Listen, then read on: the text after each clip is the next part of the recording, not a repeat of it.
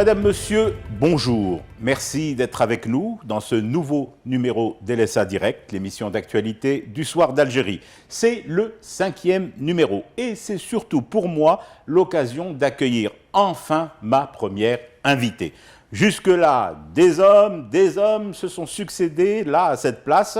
On est loin de la parité. Avec Hadda Hazam, directrice du quotidien arabophone Al-Fajr, nous allons nous atteler à réparer ce déséquilibre. Hadda Hazam, bonjour. Bonjour. Femme et directrice d'un journal Al-Fajr, ce n'est pas un peu la double peine dans notre pays au vu des remontées de misogynie ambiante ? Oui, c'est un peu ça aussi. C'est très difficile, même pour les hommes. Notre métier est très difficile pour les hommes. Alors, je ne vous dis pas, pour une femme, c'est pas facile. Même avec mon équipe à la rédaction, avec les jeunes femmes, c'est très difficile. Je trouve parfois le respect, je rencontre la reconnaissance plus avec des hommes parfois qu'avec des femmes. Mais j'aime bien ce métier, je remonte les peines, je remonte les obstacles. Je vous pose aussi la question parce qu'il y a eu cet extrait d'une émission diffusée sur une télé offshore. On y voit une femme qui embrasse les pieds de son mari. Vous vous dites quoi quand vous voyez ce genre de scène? Vous vous dites, je vais vite consulter mon calendrier pour vérifier qu'on est bien en 2020, ou vous demandez pardon à Hassiba Ben Bouali, Jamila Bouhired et toutes les héroïnes de la Révolution, qu'elles nous pardonnent ça, ce triste spectacle? J'ai écrit une chronique sur ça, je ne sais pas ce que vous l'avez lu, mais j'étais ahurie parce que je ne m'attendais pas à ça, mais avec ces télés, on s'attend à tout. Il y en a qui disent qu'elle est libre de faire ça, c'est son mari, mais elle est libre chez elle. Mais si elle l'avait embrassé sur la joue ou sur la tête, on aurait trouvé ça offusquant, on aurait trouvé ça, je ne sais pas, un problème, peut-être hachma, je ne sais pas. Mais l'embrasser sur les pieds, se mettre à genoux, même en islam, on ne s'agenouille qu'à Dieu, mais pas à quiconque. Elle est libre chez elle, mais quand elle vient à la télévision, elle veut envoyer un message à la société, elle veut mettre les femmes ou envoyer un message spécialement aux jeunes femmes, comment se comporter avec leur mari. Je trouve ça inacceptable en Algérie en l'an 2020.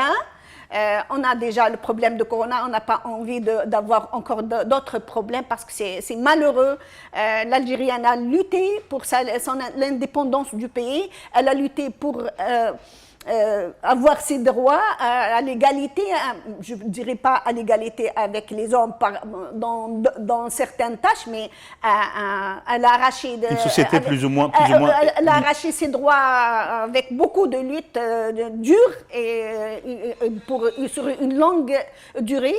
L'Algérienne en 62 était mieux considérée qu'à l'Algérienne actuellement avec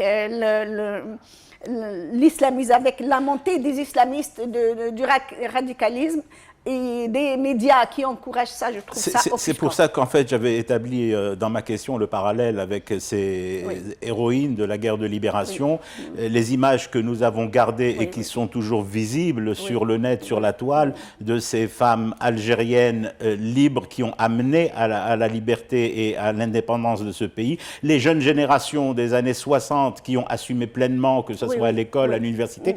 Et aujourd'hui, il y a comme un tournant, ça ne vous semble pas dangereux, ce tournant, la banalisation d'abord de la violence, souvenez-vous l'épisode des caméras cachées, et aussi aujourd'hui ce rapport à la femme dévalorisant, avilissant. Oui, moi je regarde parfois des vidéos des femmes algériennes, les années 60 et 68, 70, début des années 70, elles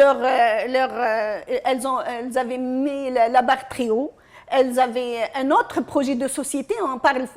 Finalement, c'est un problème de projet de société.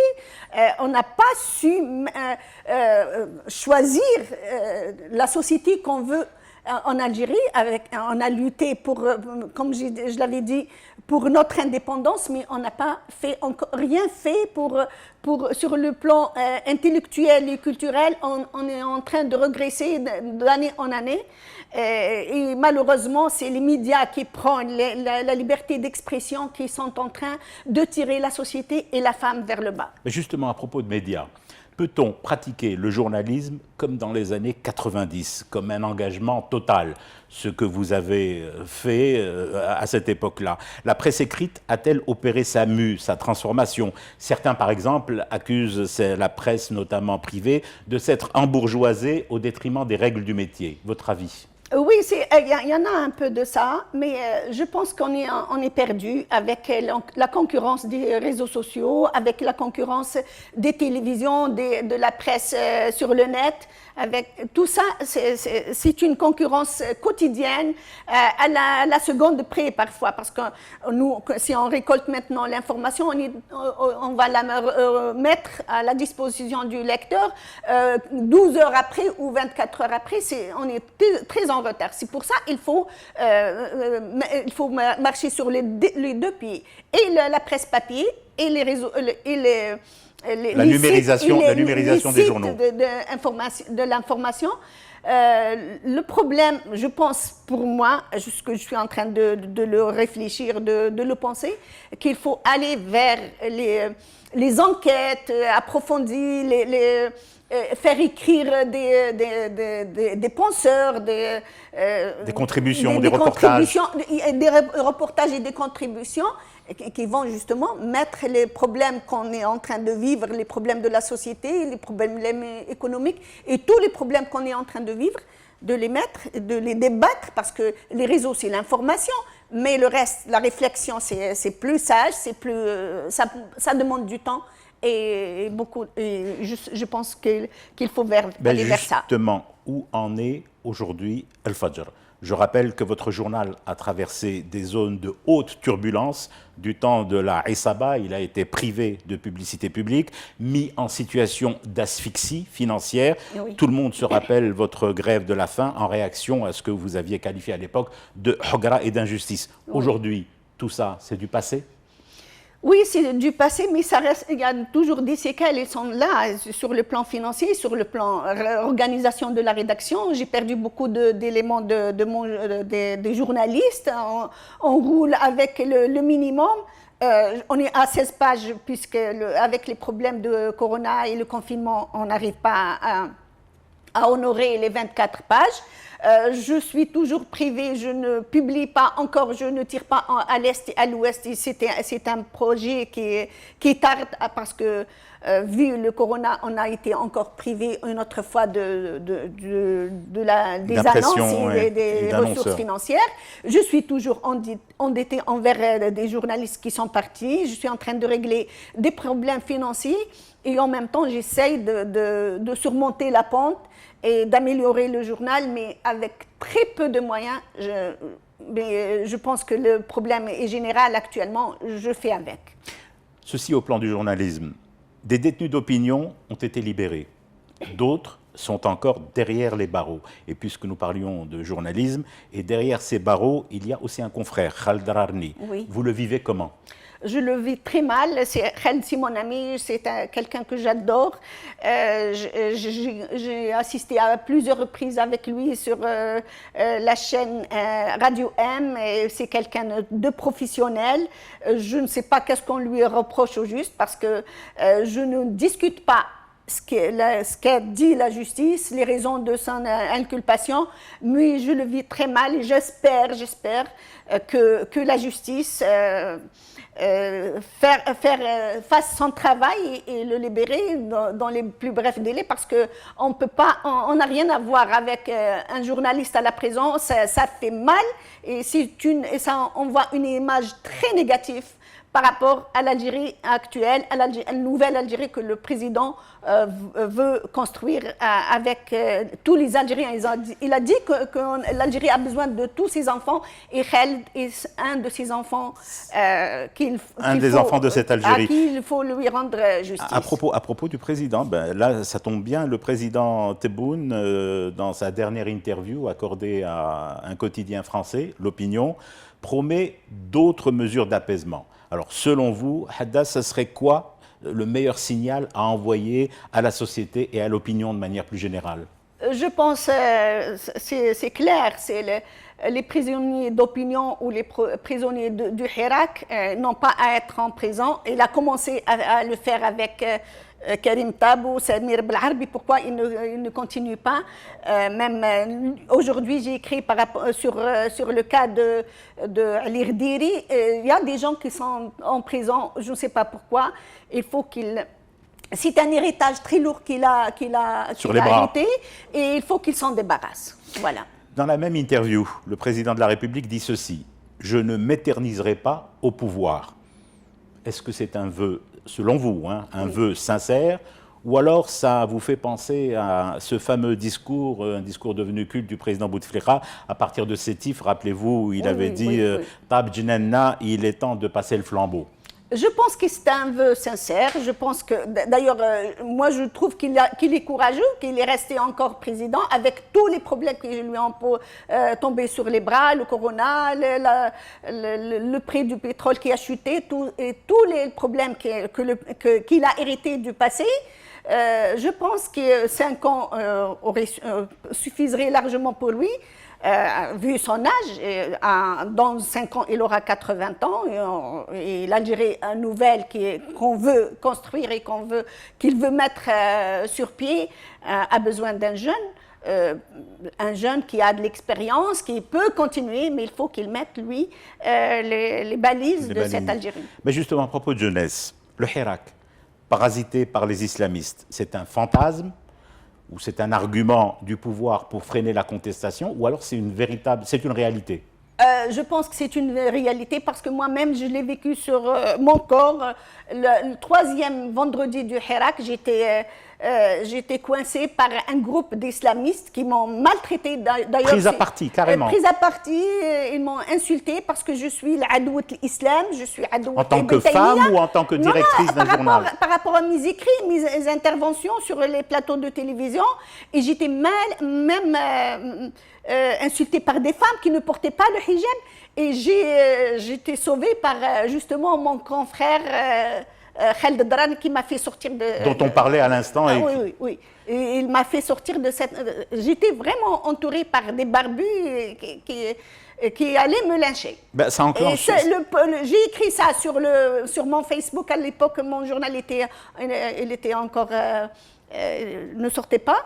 J'ai écrit que le Hirak est en train de s'islamiser. On m'a dit non, c'est pas vrai, le Hirak est ouvert pour tout le monde. C'est vrai que c'est ouvert pour tout le monde, mais maintenant on voit une tendance qui veut récupérer le beau travail que les Algériens ont fait. Vous enclenchez sur ma question, parce que j'allais vous dire à quel moment particulier de ces rendez-vous du vendredi vous vous êtes dit...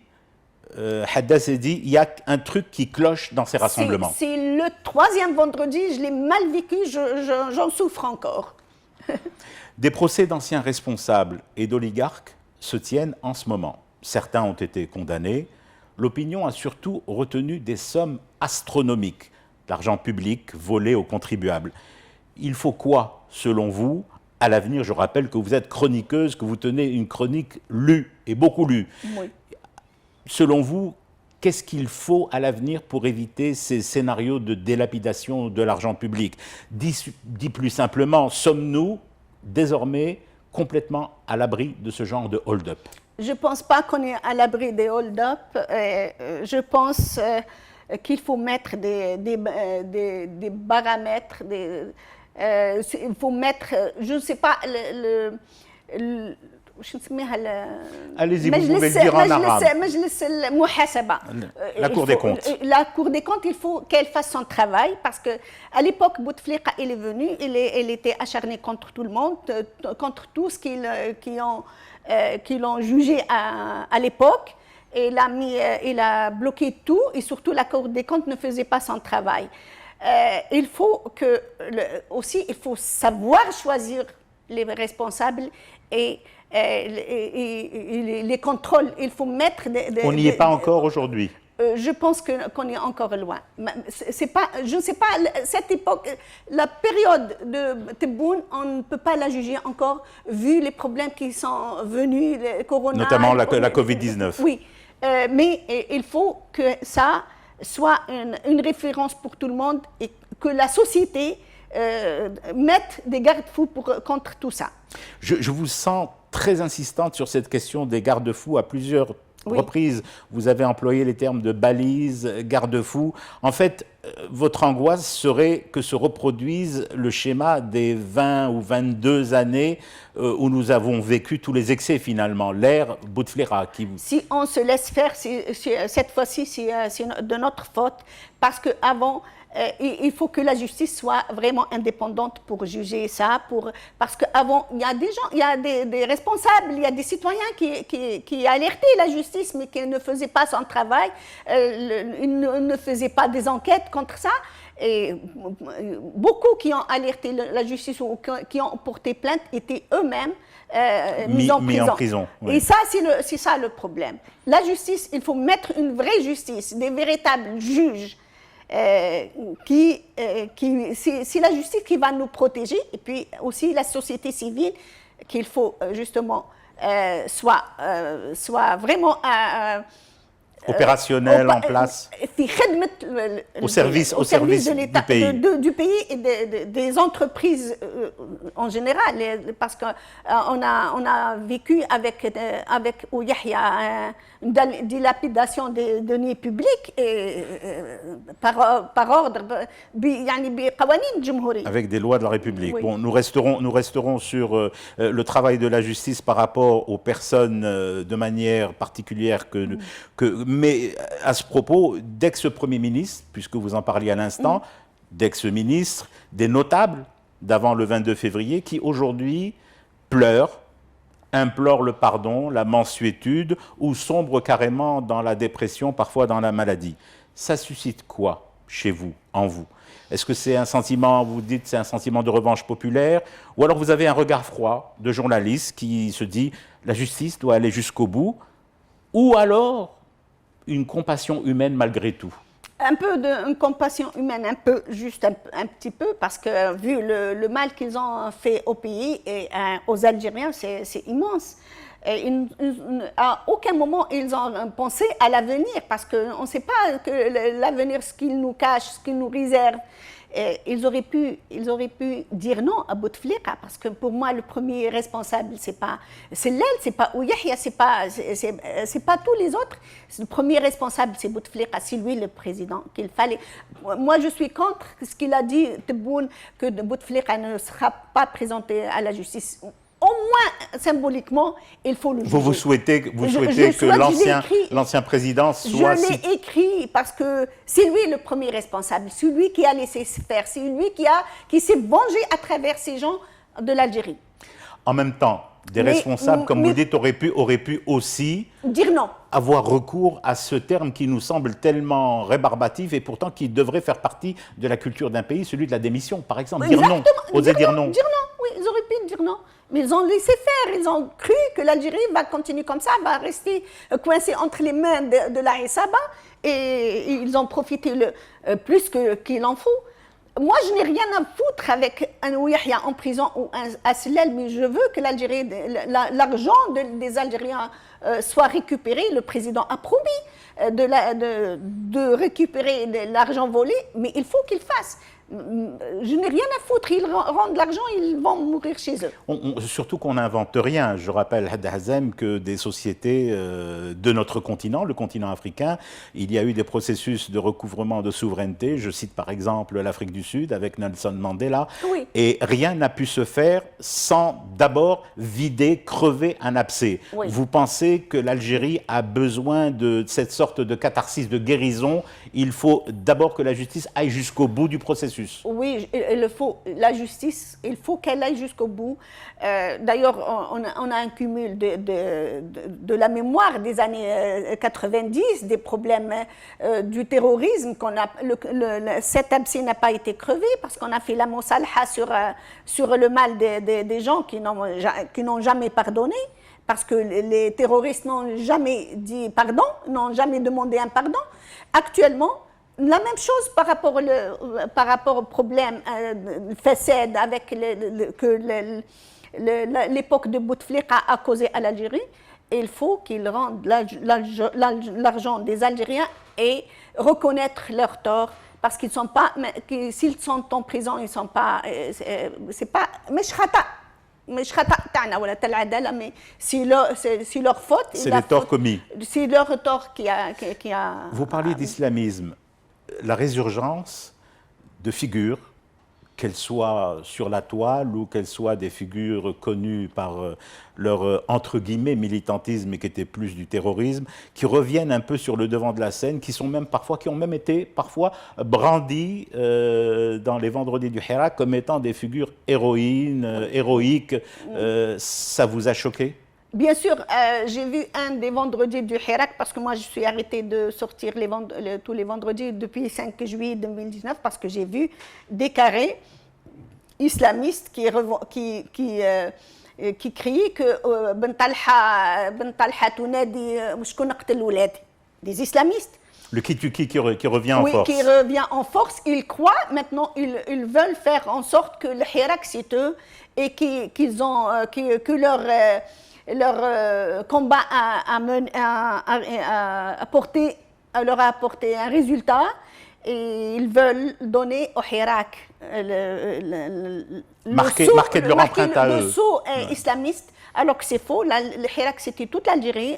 Je me rappelle, il y avait des vendredis où sortaient 22 millions d'Algériens parce qu'on se rencontrait tous pour le même but, se débarrasser de la Isaba, aller vers une autre Algérie, une Algérie des droits de l'homme, une Algérie de l'indépendance, de la véritable indépendance, parce que jusque-là, les Algériens sentent que leur indépendance est confisquée. Je pense que mettre un janviériste en prison, ça leur donne je ne sais pas, un crédit. Oui, quelque part. Je vous sens très amer sur cette question du Hirak. Je trouve que juger Khaled Nazar, je pense que c'est un coup pour l'Algérie qui est restée debout face au terrorisme, à la bête noire qui a embrasé l'Algérie pendant, moi je dirais 20 ans, mais pas 10 ans sûrement, surtout. Pour cette dernière question, Hadda Hazem, je vais vous demander de fermer les yeux quelques secondes. Imaginez, vous montez dans une machine à remonter le temps. Jeune étudiante, vous sortez d'université, diplôme en poche, vous vous présentez sur le marché du travail pour un premier job. Vous refaites du journalisme et de la même manière ? Oui, de la même manière, peut-être non, mais je le refais parce que moi, je l'ai fait bien même dans un journal de l'État, El Massa, à l'époque, الحرية كانت في أقصى مستوى. Journaliste jusqu'au bout.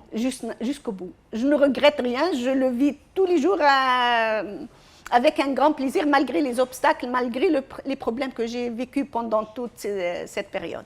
Hadda Hazem, merci d'avoir répondu à notre invitation pour ce 5e numéro de LSA Direct.